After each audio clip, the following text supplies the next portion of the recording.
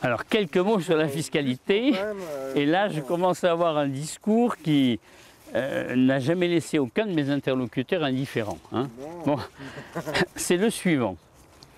Il y a nos sociétés industrielles sont fondées sur deux facteurs de production majeurs. Alors, j'emploie le terme de facteur de production. Je le tire du jargon des économistes distingués, puisque les économistes sont distingués.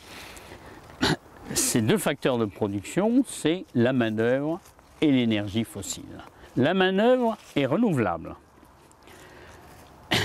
Nous ne l'importons pas et sa non-utilisation est génératrice des coûts budgétaires liés au chômage et des coûts sociaux que l'on ne monétarise nulle part, hein, induits par le chômage.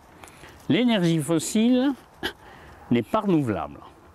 Nous l'importons en totalité et son utilisation est génératrice des coûts futurs du changement de climat. Alors regardons, une fois que ceci a été dit, je n'ai jamais vu un interlocuteur qui sache me contredire, regardons sur quoi sont assis nos prélèvements obligatoires. Eh bien, 38% d'entre eux sont assis sur les salaires et 3,5% seulement sont assis sur l'énergie. Ces 3,5%, c'est la taxe sur les carburants. 3,5% des prélèvements obligatoires assis sur l'énergie, 38% assis sur les salaires. Et j'ai dit, mais c'est de la folie, c'est une aberration. Hein. Et ce qu'il faut, c'est non pas faire un impôt de plus en créant une taxe sur l'énergie, mais riper progressivement une partie croissante des prélèvements obligatoires assis aujourd'hui sur les salaires, les riper vers un impôt assis sur l'énergie, et de cette façon-là, nous cesserons d'inciter au chômage par l'impôt sur les salaires et nous encouragerons à économiser l'énergie. Voilà. Hein. Parce qu'aujourd'hui, je dis clairement, et quand je le dis, les gens commencent à avoir mauvaise conscience, je dis, nous avons perdu 30 ans. Hein. Et tout ce que je continue à proposer aujourd'hui, je l'ai déjà proposé à M. Dornano il y a 30 ans. Il n'y a pas de débat, carte sur table, sérieux, serein, sur qui perd, qui gagne,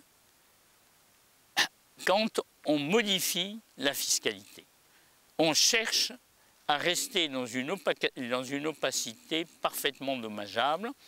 Et j'ai l'habitude d'opposer l'obligation qui a été une des grandes nouveautés du premier ministère de l'Environnement en France, qui est l'obligation d'études d'impact sur l'environnement. Il n'y a pas l'équivalent chaque fois que l'on modifie nos prélèvements obligatoires.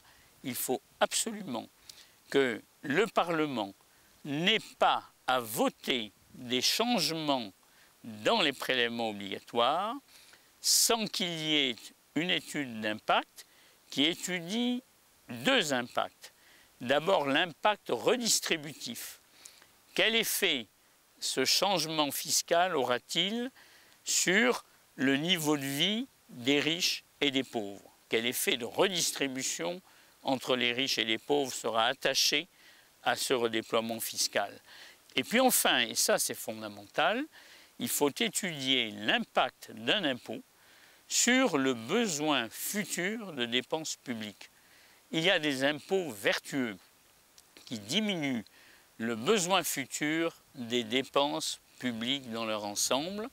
C'est la taxe sur les carburants, c'est la taxe sur l'alcool et la taxe sur le tabac, qui diminuent les dépenses futures d'infrastructures de transport, de réparation des accidents de la route et de réparation des conséquences dramatiques de l'alcool et du tabac sur la santé. Il y a par contre des impôts pervers qui sont les impôts assis sur les salaires, qui sont un encouragement adressé haut et fort à tous ceux qui créent des emplois, d'en créer le moins possible, puisqu'on taxe lourdement les salaires que ces entreprises ont à payer.